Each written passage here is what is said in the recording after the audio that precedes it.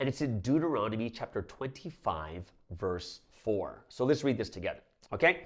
It says, very, very simple, do not muzzle an ox while it's treading out the grain.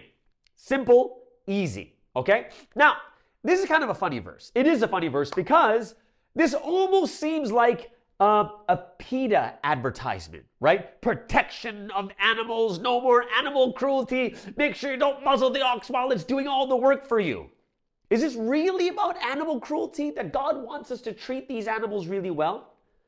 Well, if you look in the New Testament, Paul actually gives you the answer. What's the answer to? The answer to what does this verse actually mean, right? Do not muzzle an ox while it's treading out the grain. So everyone, let's turn to 1 Corinthians chapter 9, verses 9 through 11, okay?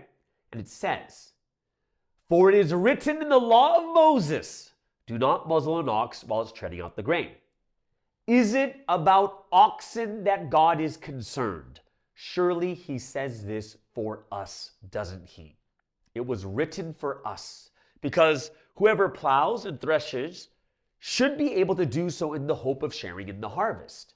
If we have sown spiritual seed among you, is it too much if you reap material harvest from you? If others have this right of support from you, shouldn't we have it all the more? Now, where's the key?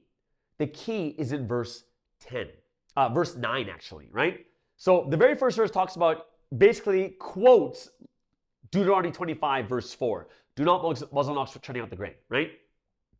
Well, what's the sentence right after? And this is the key part of this verse. Is it about oxen that God is concerned? That's the real question that we have to think about. Is it really about this animal that God is most concerned about?